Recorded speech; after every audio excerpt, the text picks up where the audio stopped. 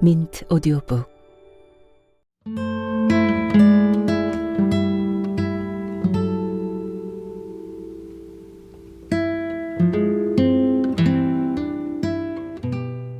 사랑이 저만치가 않네. 이인규.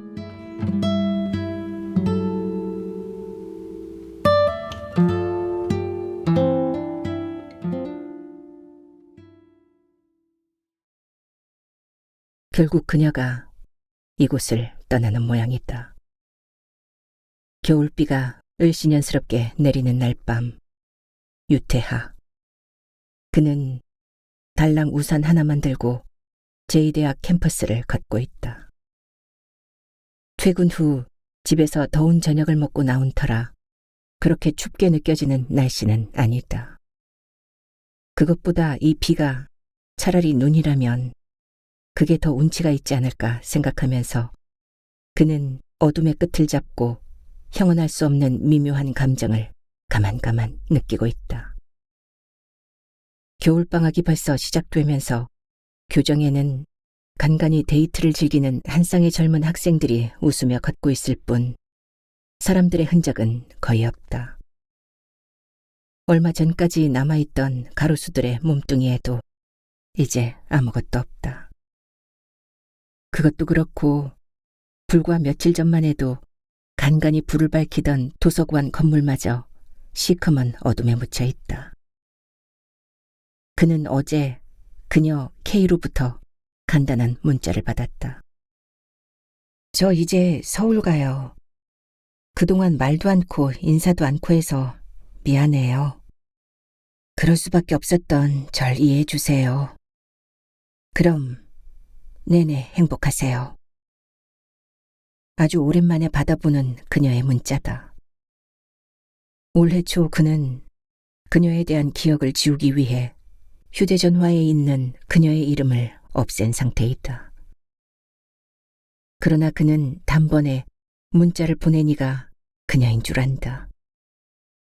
그건 아직도 그의 마음 깊숙한 곳에 그녀의 기억이 남아있기 때문이기도 하다.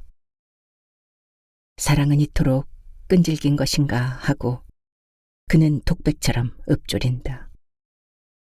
물론 그는 최근 그녀에 대한 소문을 들어 약간은 알고 있다. 그가 일하고 있는 건물 내 옆 사무실에서 그녀와 함께 일하는 대학 후배인 정희가 그녀에 대한 소식을 전했다. 그녀가 결혼을 할 것이고 동시에 직장을 그만두고 원래 살았던 서울로 간다는 것이다. 내일 낮 12시 기차라고 했다. 오늘 복도에서 그녀를 언뜻 보았으나 앞으로는 그가 내일 역에 나가지 않으면 영영 보지 못할 것이다. 같은 공간 한 건물에서 함께 숨쉬던 그녀였다. 물론 아주 오랫동안 그와 그녀는 말을 않고 지냈지만 말이다. 그는 길게 한숨을 쉰다. 그럴 때마다 허연 수증기가 마치 연기처럼 공간으로 흩어지고 먼지가 되어 내리는 빗속으로 빨려 들어간다. 그는 그녀에게 천천히 문자를 보낸다. 제2시 역은 연말이라 그런지 사람들이 꽤 붐빈다. 환한 웃음을 지으며 개찰구로 쏟아져 나오는 사람. 어두운 표정으로 손사래를 치는 어떤 여자. 한쪽에 멍한 얼굴로 앉아있는 불황자들을 포함해 이곳은 늘 그렇게 혼잡하다. 어제까지 겨울비가 내리더니 오늘 아침에 하늘이 갑자기 어두워지면서 성긴 눈이 약간 흩뿌리고 있다. 그는 2층 대합실 위쪽에 있는 간이 커피숍에 앉아있다. 시계를 보니 만나기로 한 시간에서 10분 전이다. 갑자기 그녀의 얼굴이 기억나지 않는다. 분명 어제 복도에서 봤는데. 커피를 시킨다.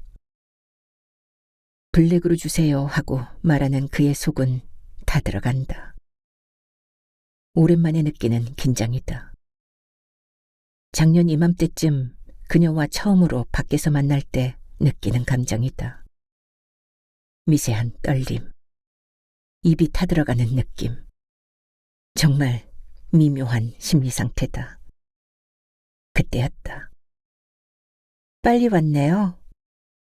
익숙한 서울말씨의 그녀다.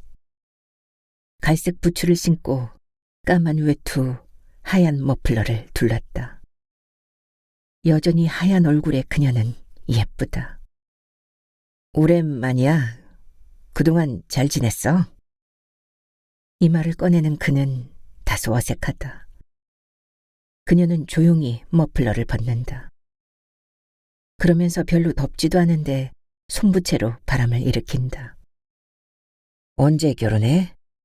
한 달 후에요. 어떤 사람이야? 그냥 예전부터 날 좋아하던 사람이에요. 그리고 그들은 한동안 말이 없다. 이제 조금만 있으면 그녀는 떠날 것이고 그는 이제 다시는 그녀를 볼 수가 없을 것이다. 그때 왜 날 외면했어? 그는 이런 중요한 시간임에도 불구하고 그녀에게 다소 유치한 질문을 하고 만다. 올해 초였다. 그는 그의 속으로 들어오는 그녀를 감당할 수가 없어 먼저 그만두겠다는 메일을 보냈다. 그러자 그녀는 황당해했으며 그에게 전화로 막 화를 냈다. 어찌 보면 이제 시작일 수도 있었는데 그가 그렇게 나오니 그녀 또한 감정이 격했을 것이다. 그러나 이렇게밖에 할 수 없었던 그는 그즈음 그녀로 인해 완전히 넋이 나가 있었다. 하루 종일 밥을 못 먹었으며 글을 쓸 수도 기타를 칠 수도 없었다. 너무 그녀에게 몰입하다 보니 그의 삶은 극도로 불안했으며 위태로웠다. 마치 괴테의 소설 속 베르테르가 롯데를 향해 이루지 못할 사랑을 갈구하는 것처럼 그 역시 이러면 안 되는데 하면서 그녀를 향해 달려가고 있었다.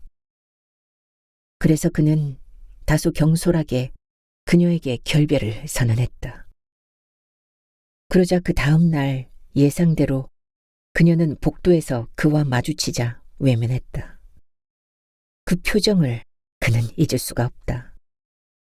그녀의 모습은 냉랭하다 못해 얼음같이 차가웠다.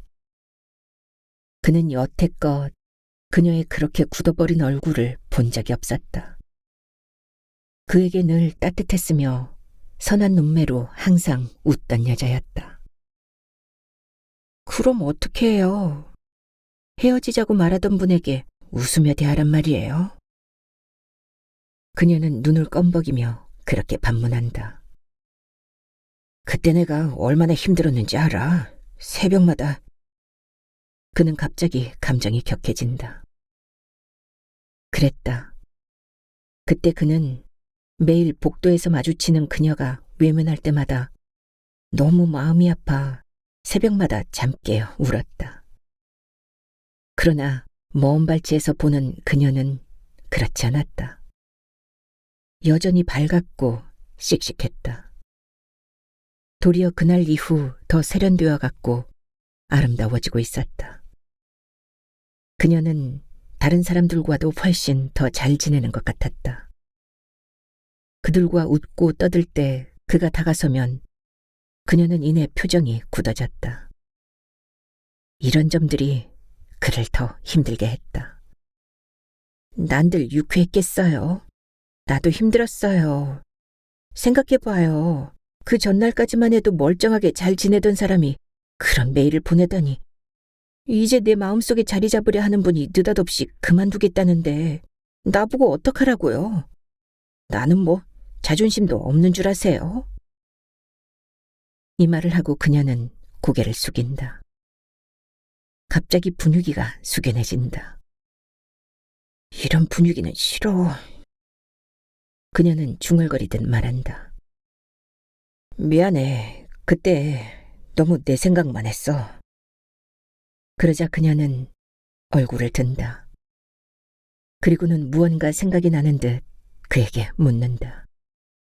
참, 얼마 전에 두 번째 문예지는 잘 만들었어요? 그리고 음악회 행사는요? 정희가 그때 말하던데 미안해요. 한 번도 못 도와줘서. 그냥 대충 했어. 그대가 없는데 뭘 제대로 했겠어. 그는 다소 비아냥거리듯 그렇게 말한다. 작년 가을이었다. 그는 그가 속해 있는 지역 문학회에서 문예지를 창간하는 것과 지역 주민과 함께하는 음악회를 계획하고 있었다. 문학회에서 예산을 비롯한 전적인 위임을 그에게 주었으나 그는 솔직히 혼자서 두 가지 일을 할 자신이 없었다. 그때 곁에 있던 그녀가 발벗고 그를 도와주었다. 문예지 창간을 위한 회원들의 원고를 일일이 교정을 보고 미비한 점이 있으면 그녀가 고쳐주었다. 막판에 그는 인쇄소에서 가편이 나왔을 때 아예 최종 교정을 그녀에게 맡길 정도로 그녀를 믿었다. 뿐만 아니라 음악회 행사 팸플릿 초안도 그녀가 만들어 주었다. 아마 그가 그녀에게 호감을 갖기 시작한 것은 그때부터인가 싶다. 그 남자를 사랑해? 그가 생각해도 약간 생뚱맞은 질문이다. 그러자 그는 픽 하고 웃는다. 아저씨는 날 사랑했어요? 묻는 말에 대답해. 그녀는 그제야 카운터를 향해 커피를 주문한다.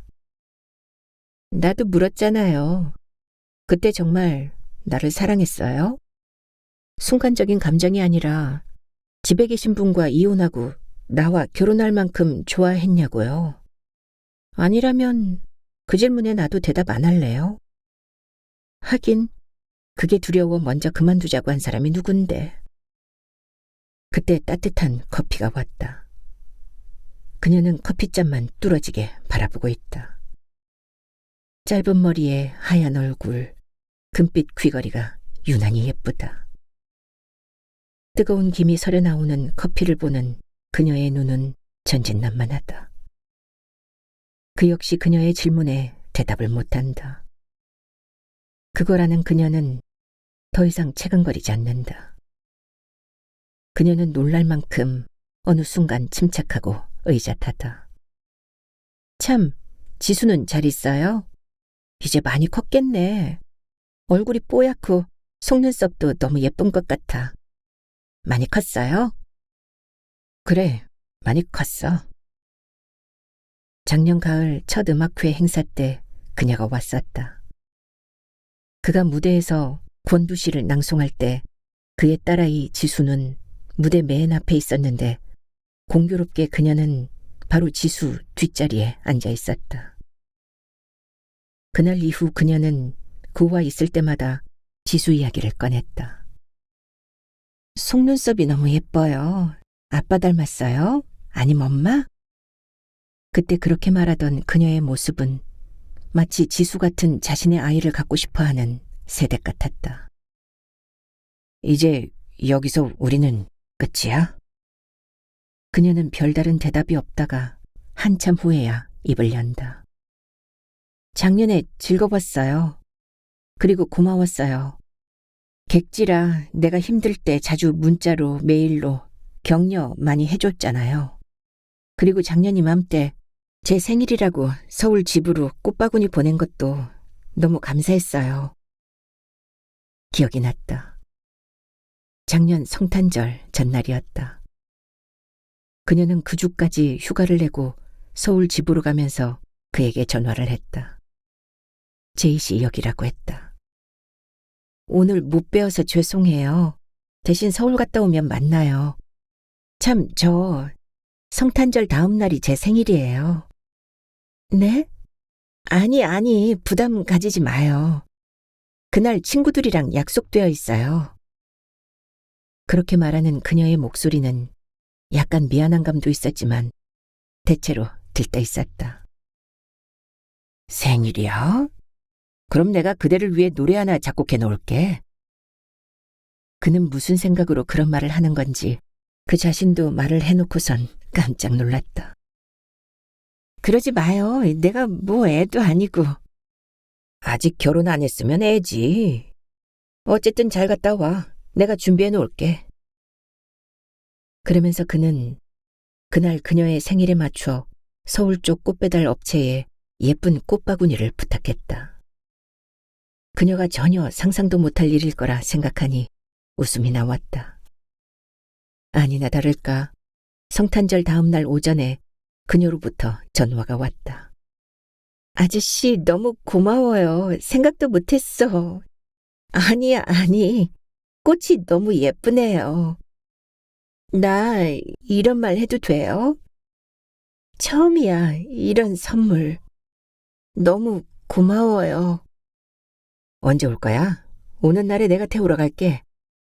아니에요. 그날 도착하면 많이 늦어요. 밤이잖아. 춥고 무서울 텐데. 괜찮아요. 너무 늦으면 택시 타면 돼요. 그 다음날 만나면 되잖아. 그녀의 목소리는 경쾌했다. 그녀의 음성을 들은 그는 서서히 그녀에게 빨려 들어가는 것 같은 느낌이 들었다. 그게 무슨 말이야? 겨우 29 먹은 그 아이에게 빠져있단 말이야? 아내는 알고 있어? 태아 씨, 정신 차려. 우린 지금 중년이야. 이제 남은 인생을 준비해야 하는 시기라고. 더군다나 태아 씨는 애들이 어리잖아. 초등학교 동창인 민주의 질책이었다. 작년 초였다. 그는 이태 전 연말에 모 문예지에 투고한 시가 당선되었다. 그리고 한 달 뒤 시상식에 참가하러 지방인 MC에 거의 도착했을 때 그녀로부터 전화를 받았다. 그녀는 대뜸 자신의 이름부터 밝혔다. 나야, 민주. 누구? 잊었어? 초등학교 동창 민주. 그녀가 그렇게 자신의 이름을 말했을 때 그는 정말 앞이 캄캄했다. 그때 그의 아내는 옆좌석에 타고 있었다. 그제야 그는 얼른 차를 갓길에 세우고 밖으로 나갔다. 그녀는 얼마 전 인터넷을 검색하다 지방 문예지 신인 등단란에 정말 우연찮게 그의 이름을 발견하고선 혹시나 싶어 출판사로 전화를 했다고 했다. 그녀의 목소리를 듣는 순간 그는 문득 20 초반에 그녀에게 넌 시인의 아내가 되어야 해 하고 말했던 기억이 떠올랐다. 정말 오랜만이야. 그래, 태아 씨. 왜 그리 연락이 안 되었어? 다들 동창회에 나오는데 그동안 태아 씨 소식을 물어도 아무도 모르더라. 그래, 난 여태껏 아무도 모르는 곳에 있다가 3년 전쯤 제이시로 올라왔어. 연락이 안 되는 게 맞을 거야. 꼭 20년 만이네. 지금 어디 살아? 나? 여기 서울이야. 다음 주 친정에 내려가야 되는데 그때 한번 봐. 공교롭게 그녀가 사는 곳도 서울이었다. 그는 전화를 끊고 깊게 한숨을 내쉬었다. 20대 전후 그녀의 얼굴이 떠올랐다. 커트머리에 늘 하얀 치마를 즐겨 입던 그녀였다. 누구예요? 하고 아내가 물었다. 그는 잠시 머뭇거리다 구태여 숨길 필요가 없다 싶어 솔직히 대답했다. 그때 말했잖아, 초등학교 동창 민주. 어? 당신 첫사랑이네? 그때 아내는 그냥 웃었다. 그 후 그녀와 그는 한 번 만났고 이제 친구처럼 서로 메일을 주고받으며 안부나전하는 사이가 되었다.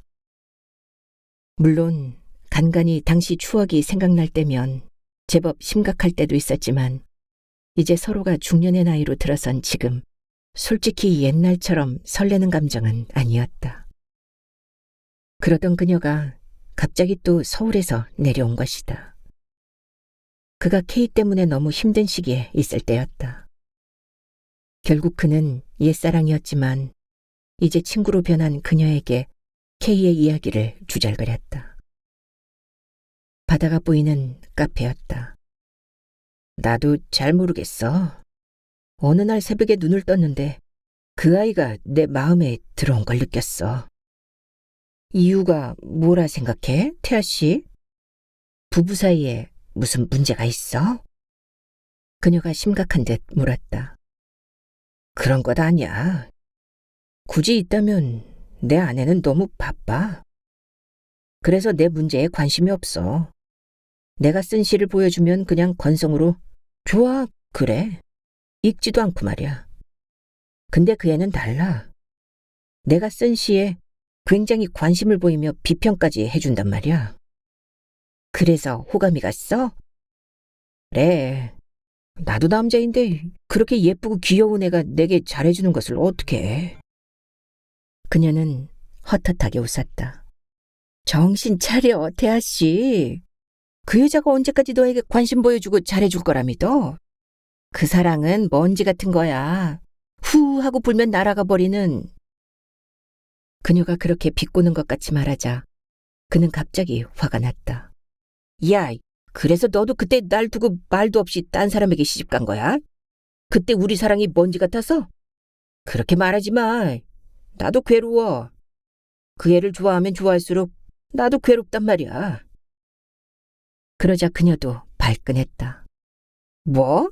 난 네 생각해서 그런 말 했는데 왜 그때 이야기가 나오니? 그래, 말 잘했어. 내가 결혼하려 할 때 넌 말로만 날 잡았지. 네가 그때 그 형편에 나와 결혼할 수 있었어. 넌 그때 학생이었잖아. 내가 그때 어땠는지 알아? 그 지긋지긋한 집에서 도망가고 싶었다고. 그래, 난 그때 누구라도 상관없이 결혼을 해야 했다고. 도망가기 위해서. 네가 뭘 알아? 그냥 해본 소리인데 그녀는 그에게 화를 내었다. 기억이 났다. 그때 그들은 서로 힘들었다. 그는 군대를 갔다 와 제이시의 대학에 복학한 상태였고 그녀는 이미 학교를 졸업하고 집에서 어머니를 도와 피아노 학원을 하고 있었다. 그는 그때 과가 적성에 맞지 않아 학교를 그만둘까 생각을 할 때였고 그녀는 늘 애들하고 피아노 앞에 앉아 있는 것을 지겨워했다. 그녀는 그와 만나면 결혼하고 싶다고 했다. 미안해. 그때 내가 너무 어렸어. 나밖에 몰랐어. 그래도 민주야, 너 이거 기억나? 뭘? 그녀의 약간 볼멘 소리였다. 너 그때 내가 사랑한다 하니 너도 그랬잖아. 같은 마음이라고. 그리고 넌 무슨 일이 있더라도 시인의 아내가 돼야 한다고 하니 너도 고개를 끄덕였잖아. 몰라, 기억 안 나. 근데 무슨 등단을 이제 하냐? 나보고 지금까지 결혼 않고 기다리라고? 그 말은 맞았다. 그리고 그녀는 한동안 말이 없었다. 창밖엔 바다가 보였고 그 앞 도로로 무수한 차들이 지나가고 있었다. 저 차들은 지나가면 다시 돌아오지 않는다 하고 그는 생각했다. 마찬가지로 그녀와 그는 너무 늦게 만난 셈이었다. 서로가 아이들이 있고 이제 중년의 나이로 접어들었다는 게 그는 참 서글펐다. 한때 그는 그녀가 결혼을 했어도 만약 어떤 이유로 이혼을 했다면 그녀의 아이들과 함께 다시 받아줄 용의가 있었다. 그런 이유로 그는 30이 한참 넘은 나이에 결혼을 했다. 그 애하곤 이제 어떡할 거야? 계속 만날 거야? 집에서 알면 어떡해? 난 태아 씨 가정이 깨지는 것 원치 않아. 알아. 요새 와서 서울에서 온 두 여자가 날 괴롭히네. 생각 중이야. 나도 내가 왜 이러는지 모르겠어. 민주야, 우리 좀 걸을래? 예전에 우리 이 해변을 손잡고 많이 걸었잖아. 그러면서 그는 옛사랑을 앞에 둔 채 현재의 그녀 때문에 머리를 저었다. 그의 아내는 여전히 바빴다. 최근 직장을 다니면서 대학원을 다니다 보니 밤에 늦게까지 컴퓨터에 매달려 있었다. 반면 그는 동창인 민주에게 말했던 그 여자 K에게 결별을 선언하고 내내 아팠다. 한 달 정도 밥을 제대로 못 먹었으며 잠을 잘 이루지 못했다. 새벽이면 어김없이 깨어 그녀를 생각했다. 그가 잘한 것인지 너무 경솔하게 헤어진 것인지 어느 때는 눈물이 흘러 베개가 축축할 정도였다. 그럼에도 아내는 전혀 눈치를 채지 못했다. 간간히 함께 저녁을 먹을 때 왜 그리 밥을 못 먹어요 할 정도였다. 그는 자연 방황했고 퇴근 후 어차피 아내도 없는 집에 가기 싫어 혼자 술을 마셨다. 그날도 그는 너무 괴롭고 쓸쓸하여 혼자 직장에 다녀와 집 근처에 차를 세워두곤 아내와 예전에 함께 가던 술집에 갔다. 그 집은 전통주를 주로 파는 곳인데 시골집처럼 개조한 아주 운치 있는 곳이었다. 표주박과 항아리 그리고 술을 한 잔 먹을 때마다 나뭇가지를 테이블에 가득 올려놓은 그 집에서 그는 아내와 종종 술을 마시며 이야기를 나누었다. 그러다 그가 술이 불쾌해지면 한쪽에 있는 낡은 피아노와 통기타로 아내에게 노래를 들려주기도 했다. 주인 여자는 그가 쓸쓸한 표정으로 들어가자 이내 그의 마음을 아는지 그의 앞에 앉았다. 그는 술을 더 시켰고 몇 잔을 연거푸 들이켰다. 그리고는 그 여자 앞에서 무작정 울었다. 아내 말고 딴 여자를 사랑하고 있죠? 그래서 오늘 이렇게 슬픈 표정이네, 태아 씨. 혼자 앓지 말고 내게 다 털어놔요. 우리가 말 못할 게 뭐 있어. 그 여자의 푸근한 말에 그는 우습게도 그의 비밀을 다 털어놓았다. 주인 여자는 가볍게 한숨을 쉬더니 그를 가만히 안아주었다. 우리 같은 나이가 되면 그럴 수 있어요. 나도 한때 그런 적이 있죠. 잘했네요. 일찍 끝냈으니. 그런 사랑은 바람 같은 거예요. 잡으려 해도 잡히질 않죠. 설령 잡았다 해도 곧 흩어져요. 그러니 잘한 거예요. 이제 그만 태아 씨 마음에 아직 남아있는 그 사람, 그 사랑을 놓아주세요. 생각해보니 아내에게 너무 미안해요. 아무것도 모르는 아내가. 그래요. 아내를 저버리는 것은 태아 씨 내면에 있는 세상을 무너지게 하는 거예요. 이제 그만두고 지금 아내를 부르세요. 그래서 예전같이 태아 씨가 피아노로 아내에게 불러줬던 노래를 한번 해줘요. 예전에 잘했잖아. 그 말에 그는 얼른 아내가 있는 직장으로 전화를 했다. 아내는 의외라는 목소리였다. 잠시 후 아내는 왔고 그는 예전에 했던 대로 아내에게 피아노로 그녀가 가장 좋아했던 노래를 하나 들려주었다. 그는 마음이 조급하여 시계를 연방 들여다본다. 커피숍에 난방을 많이 한 탓인지 시간이 지나자 이마에 땀이 배어난다. 초조하다. 그러나 생각보다 시간이 많이 된 것은 아니다. 아직 열차가 출발하려면 30분이나 있어야 한다. 그는 그 사이에 그녀와 많은 이야기를 나누고 싶었다. 참, 시집은 아직 안 나왔어요? 이번 연말쯤에 나온다 했잖아요. 그녀도 정희에게 들은 모양이다. 아, 그거 출판사 쪽에서 조금 지체되어 내년 초엔 나올 거야. 그곳 풍경도 시로 만들었어요. 그때 아저씨가 쓸 거라 했잖아. 나도 사보게요. 뭘 사? 내가 우편으로 붙여줄게. 그래, 그 연꽃 소류지에 관한 것도 들어있어. 아, 거기요? 올해 초에 갔던 그곳. 개구리 울고 연꽃이 활짝 피었을 때 다시 가기로 한 그곳 말이죠. 아, 지금이라도 가고 싶어. 올해 초였다. 사무실에서 각각 시무식을 마친 그 다음 날은 토요일이었다.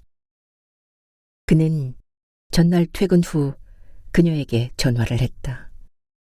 내일 뭐해? 그냥 뭐 할 것 없어요.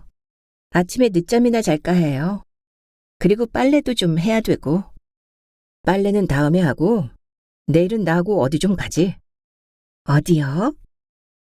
그녀의 목소리는 사랑스러웠고 경쾌했다. 가까운 교회인데 괜찮은 절이 있어. 좋아요. 근데 내일 가족들과 함께 안 있어도 돼요? 괜찮아. 내일은 아내와 아이들은 어디 가기로 되어 있어. 내가 집 근처로 데리러 갈게. 다음날 그녀는 그가 운전하는 내내 조수석에서 수다를 떨었다. 사무실이며 서울 집 이야기, 교회 이야기, 동생 이야기 등 그녀의 얘기는 끝이 없었다. 겨울이었지만 날씨는 포근했고 맑았다. 아침 먹었어? 먹었는데 부실하게 먹었어요. 배고파요. 근데 거기 가면 뭐 있어요? 뭐 절이니까 경내 식당에서 산채 비빔밥 정도 있겠지. 목적지에 도착했을 때 점심시간은 이미 지나가 버렸다. 그 식당에서 그녀는 고추장을 넣고 비빈 비빔밥을 한 그릇 다 비웠다. 그는 전날 마신 술로 그렇게 식욕이 일지 않았으나 그녀가 무안해할까 봐 반 그릇은 먹고 있었다. 근데 왜 그리 못 먹어요? 그녀가 그렇게 물을 때 그는 솔직히 마음이 상했다. 사랑에 빠지면 당연히 식욕이 없는 게 아닐까. 왜 그녀는 그런 마음을 모를까 하고 말이다. 식사를 마친 후 그는 습관대로 밖에서 담배를 하나 물었다. 그런데 그녀가 그런 그를 말렸다. 피지 마요. 몸에 해로운 것 왜 하려고 그래. 나 담배 피우는 사람 싫어. 알았어. 내 좀 참지. 참는 게 아니라 이참에 끊어요. 참, 아저씨는 글 쓰는 사람이지? 그래서 못 끊을 거야. 근데 언제부터 시를 썼어요? 한 10년 됐어. 근데 등단은 얼마 전에 했고요? 그래. 아마 여기도 몇 년 후쯤 좋은 시의 소재가 될걸. 그대와 왔던 여기 말이야. 기억으로 그녀는 그때 이 말에 헛헛하게 웃었다. 경내는 주말이라 그런지 사람들로 꽤 붐볐다. 대웅전 쪽으로 올라가니 햇살은 더욱 따스했다. 그는 가지고 간 휴대전화 카메라로 그녀를 찍고 싶었다. 그런데 가만히 생각하니 그래서는 안 될 것 같아 별 수 없이 양손가락을 이용해서 그녀의 모습을 찍는 흉내를 내었다. 그녀는 내내 웃고 있었다. 문득 연말에 그녀가 서울에서 가족끼리 교회에 갔다고 말한 게 기억이 났다. 송년 예배 드리면서 어떤 기도했어? 좋은 남자 만나서 결혼하는 거? 아니에요. 그럼? 그냥 우리 아빠랑 엄마랑 동생들이랑 나랑 주님 뜻대로 인도해달라고 했어요. 아저씨는요? 나는 그대와 아름다운 관계 계속 이어가게 해달라고 했지. 거짓말. 그때 그녀의 모습은 마치 흙탕물에 여묘한 연꽃 같았다. 가까이 가서 볼 수도 없고 만질 수도 없는, 그리하여 일정 거리 떨어진 곳에서 조망해야만 비로소 진가가 나는 꽃. 그녀는 여름철 연못에서 고요히 피어난 홍련이었다. 그들은 차로 장소를 옮겨 안쪽 깊숙이 있는 암자로 갔다. 차가 더 이상 들어갈 수가 없어 근처에 세워두고 걸어갔는데 햇살이 너무 맑았다. 숲에서는 향이 더할 수 없을 만큼 뿜어져 나왔다. 20여 분을 걸으니 암자가 있었다. 조그만 평상이 있어 그녀는 걸터 앉고 그는 자리에 누웠다. 그때 그녀가 두런두런 어릴 때 이야기를 해주었다. 외가가 있는 시골에 갔었어요. 동생과 함께 갔는데 밤에 이런 평상에 누워 밤하늘에 별을 보았어요. 그때 나는 별이 우리 쪽으로 떨어지는 줄 알았어요. 너무 가까이 있는 거예요. 너무 맑고 밝아 한동안 별에 대해 경외감이 일었어요. 그 추억이 너무 생각나요. 그는 이런 여자더러 누가 29이나 먹었다고 말할 수 있을까 생각했다. 누워서 언뜻 그녀의 표정을 보니 마치 꿈꾸고 있는 것 같았다. 바람에 그녀의 짧은 머리가 살랑거렸다.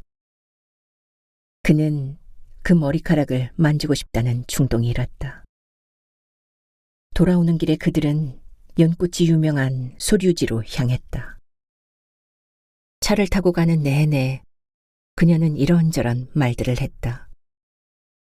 창 안으로 들어오는 따스한 햇살과 그녀의 맑은 표정이 어우러져 그는 혹 꿈을 꾸고 있는지 착각할 정도였다. 여기는 거기 아니에요? 인터넷에서 유명한. 맞아. 꼭 한번 함께 오고 싶었어. 와, 너무 아름답다. 아니야, 지금은 꽃들이 다 떨어져 쓸쓸하지. 대신 여름에 한번 와봐. 개구리가 울고 물닭들이 논일고 잠자리들이 날아다니는 무엇보다 빨간 홍련과 하얀 백년이 묘하게 어우러진 정말 아름다운 곳이야. 이번 여름에 꼭 같이 오자. 그러자 그녀는 네 하고 씩씩하게 말했다. 이곳은 한때 아내와 자주 오던 곳이었다. 결혼 전 그들은 이 근처에 있는 직장에서 함께 일했다. 그때 그는 아내와 결혼을 약속했으며 이곳을 자주 거닐었다. 그녀와 함께 있으면서도 그는 당시의 아내가 떠올랐다. 제이시로 돌아오는 길에 그녀는 최근 서울 집을 몇 차례 다녀와 무척 피곤했는지 조수석에서 내내 잠이 들었다. 새근새근 잠든 그녀의 모습은 너무 귀여웠다. 그는 순간 그녀의 입술을 훔치고 싶었다. 그런 회상으로 그는 멍하니 앉아있는데 갑자기 그녀가 묻는다. 이제 영영 그곳엔 못 가겠죠? 하지만 잊을 수 없을 것 같아. 그때 너무 아름다웠어요. 어디? 연꽃 소류지 말이야? 공교롭게도 그녀도 그의 회상 속 그곳을 떠올린 모양이다. 네. 그는 커피잔을 몇 차례 들었다가 놓았다. 그때 그대는 나를 어떻게 생각했어? 그냥 널 좋아하는 아저씨라고만 생각했지? 그는 넌지시 그녀의 마음을 떠본다. 몰라요. 그 다음날 내게 헤어지잔 말만 안 했어도 난 아저씨를 정말 좋아할 뻔했는데. 그녀는 새침스러운 얼굴로 그의 눈을 피한다. 좋아하긴 했어? 그럼 왜 널 빠진 여자가 좋아하지도 않는 남자와 그런 곳에 가겠어요? 그녀는 예의 심각한 얼굴로 이렇게 반문한다. 이때 2층 대합실에서 12시행 KTX 이용하실 분은 지금 곧 출발하오니 개찰구로 나오십시오. 라는 방송이 들린다.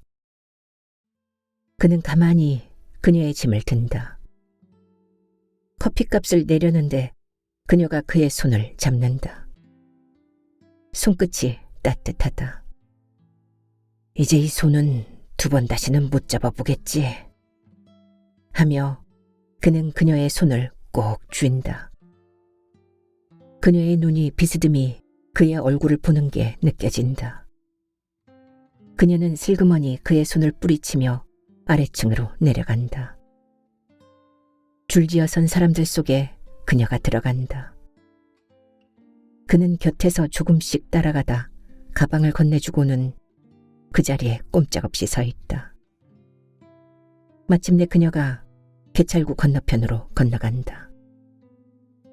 여러 사람들과 섞인 그녀는 그를 위해 딱 한 번 뒤돌아 보아준다. 가볍게 손을 흔드는 그녀에게 그는 고개만 끄덕인다. 개찰구 앞 하늘에선 성그렀던 눈이 소담스럽게 내린다. 마침내 그의 사랑이 저만치 가고 있다.